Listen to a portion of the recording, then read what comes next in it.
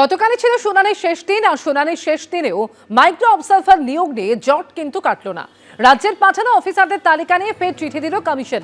রাজ্যের তালিকায় থাকা 30% আধিকারিককে আপত্তি সিইও দফতরের।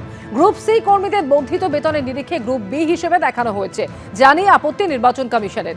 এই আরো হিসেবে কাজ করছেন রাজ্যের পাঠানো তালিকার 440 জন। এটা কি করে সম্ভব? রাজ্যের কাছে ব্যাখ্যা জানতে চেয়েছে সিইও দফতর। ৮৫০৫ জনের মধ্যে ৬০০০ সম্পর্কে তথ্য দিয়েছে রাজ্য। ৬০০০-এর মধ্যে গ্রুপ বির মধ্যে রয়েছে গ্রুপ সি কর্মী। কোথায় কে রিপোর্ট করেছেন তা ডিএমদের কাছে জানতে চেয়েছে কমিশন। খবর সূত্রে আজ থেকে এই প্রকল্প শুরুর আগেই এই নিয়ে শুরু হয়েছে রাজনৈতিক চর্চা। শুভেন্দু অধিকারী তিনি এই নিয়ে বলেন যে সব অনলাইন হয়ে যাওয়ার পরেও কেন শিবির করে ফর্ম দেওয়া হবে, কেন অনলাইন পোর্টালের মাধ্যমে আবেদন গ্রহণ করা হবে না, এই প্রশ্ন তুলেছেন শুভেন্দু অধিকারী। সারা দেশে 11 বছরে নতুন করে 17 কোটি বেকার তৈরি হচ্ছে। কেন্দ্রীয় বঞ্চনার পরও রাজ্যে কর্মসংস্থান তৈরি হচ্ছে, যার পাল্টা জবাব দিয়েছে তৃণমূল। প্রশ্ন আমি করি রাজ্য সরকারকে, 2013-র 17 লক্ষর আবেদনকারীর ভবিষ্যৎ কি হলো জানান আপনি জনগণকে। তার তালিকা প্রকাশ করুন, তাদের মধ্যে কতজন চাকরি পেয়েছে শ্বেতপত্র চাই। এক।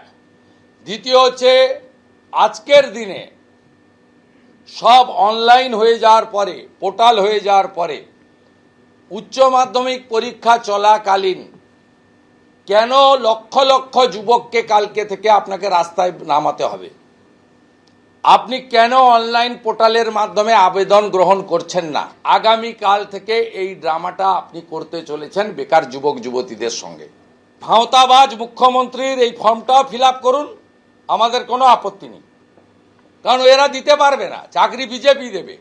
আমরা জানি এপ্রিল মাসে আপনারা আমাদের আনবেন। একদিকে যখন বন্ধা কর্মসংস্কৃতিকে উপেক্ষা করে, কেন্দ্রীয় বঞ্চনাকে উপেক্ষা করেও রাজ্য কর্মসংস্থানের দিকে এগিয়ে চলছে, ওই একদিকে এত প্রতিবন্ধকতার পরে পশ্চিমবঙ্গে কর্মসংস্থান হচ্ছে, আর গোটা দেশে 11 বছরে নতুন করে 17 কোটি বেকার তৈরি হবে। শুভেন্দু অধিকারী বলছেন যে চাকরির কথা, বেকার যুবকের চাকরির প্রতিশ্রুতি দিয়ে ক্ষমতা এসেছিল নরেন্দ্র মোদী, বছরে 2 কোটি বেকারের চাকরি। সারা ভারতবর্ষ দেখেছে বিজেপির আমলে সবচেয়ে বেশি কর্মসংস্থান হ্রাস হয়েছে 11 বছরে 17। আজ থেকে শুরু হলো রাজ্য সরকারের যুবসাথী প্রকল্প বা বেকার ভাতার ফর্ম বিলি, এবং যে কারণে বিভিন্ন জেলায় ক্যাম্প খোলা হয়েছে এবং সেই শিবিরের মাধ্যমে আবেদনপত্র বিলি এবং জমা দেওয়ার কাজ শুরু হয়েছে। ফর্ম বিলিতে দুয়ারে সরকারের ধাঁচে প্রত্যেক জেলায় খোলা হয়েছে এই বিশেষ ক্যাম্প। পাশাপাশি 2 জায়গার ছবি রেখেছে আপনাদের সামনে, কোচবিহার এবং হলদিয়া, যেখানে ক্যাম্পের মাধ্যমে চলছে এই ফর্ম বিলি করার কাজ।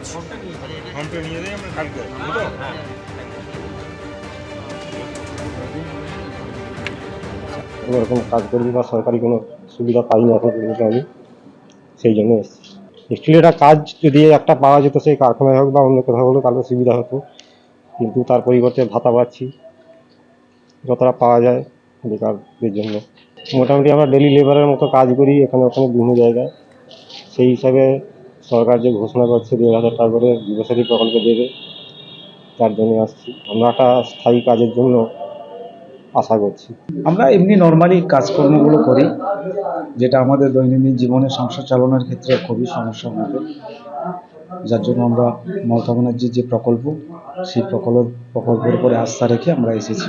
আপাতত এটাতে আমরা সন্তুষ্ট, তবে কর্মসংস্থান হলে আরো খুবই ভালো হয়, শিল্পায়ন হলে আরো খুবই ভালো। অন্তর্বর্তী বাজেটে রাজ্য সরকার ঘোষণা করেছে যুব সাথী প্রকল্প, আর আজ থেকেই শুরু হচ্ছে রাজ্যের এই যুব সাথী প্রকল্পের ফর্ম বিলি।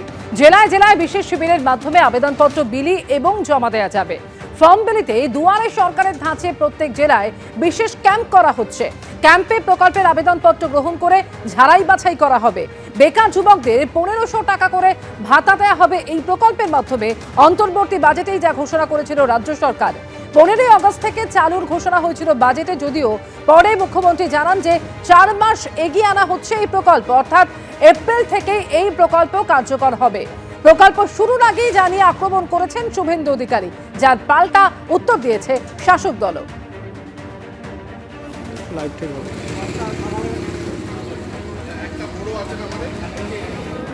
ইতিমধ্যে বিভিন্ন জায়গায় এই রেজিস্ট্রেশন ক্যাম্প শুরু হয়েছে। কোচবিহারের ছবি আপনারা দেখতে পাচ্ছেন, যেখানে দুয়ারে সরকারের ধাঁচে প্রত্যেক জেলায় খোলা হয়েছে এই বিশেষ ক্যাম্প।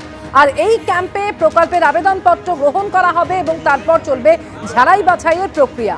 এই প্রকল্পের মাধ্যমে যুবকরা, বেকার যুবকরা ১,৫০০ টাকা করে তারা ভাতা পাবেন এবং আজ থেকেই শুরু হলো এই ফর্ম বিলির কাজ।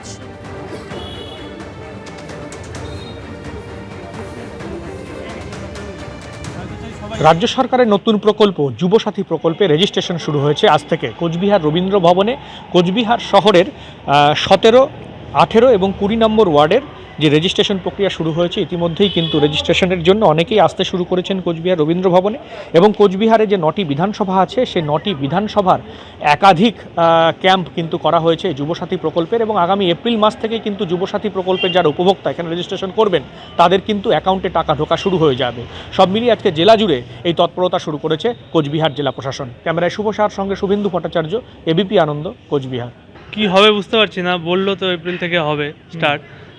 তো দেখি এমনি যদি আসে টাকা তো তো তাতে তো অসুবিধা নাই অ্যাপ্লাই করতে, তো অ্যাপ্লাই তাই করে দিলাম। চাকরির পরীক্ষা দিচ্ছি, তো এমনি এখান থেকে সরকারি প্রকল্প তো সবার জন্যই না, তো সরকারি প্রকল্পের সুযোগ সুবিধা তো অবশ্যই নেব। বাজারের যা দর সে জানোই, ১,৫০০ টাকা দিয়ে কিছুই হয় না, দিনে ৫০ টাকা করে হচ্ছে। ৫০ টাকা হোটেলে ভাত খেতে গেলে তোমার ৫০ টাকার বেশি। তো সেই হিসাবে বলতে গেলে এখন বাজার দর হিসাবে তো ১,৫০০ টাকায় কিছু হয় না, এখন যা দিচ্ছে সেটাই নিচ্ছে। রাজ্যে চাকরি বাকরির যা অবস্থা, শিল্প কারখানা কিছুই নেই, চাকরি বাকরিরও যা অবস্থা। কোনো পরীক্ষা একটার তোমার ফর্ম ফিল আপ যদি হয়, সেই তারপরে পরীক্ষা হতে হতে ২-৩ বছর, তারপরে পরীক্ষা দেওয়ার পরে রেজাল্ট বের হতে হতে আরও ২-৩ বছর। তুমি সেন্ট্রালও বলো, রাজ্য বলো, সবই একই, চাকরি বাকরির অবস্থা সবখানেই একই। তো সেই হিসাবে তাও ওইভাবেই আর কি আশা নিয়ে চলছি আর কি, পরীক্ষা দিচ্ছি, যেটা আমাদের কাজ, পরীক্ষা দেওয়ার কাজ।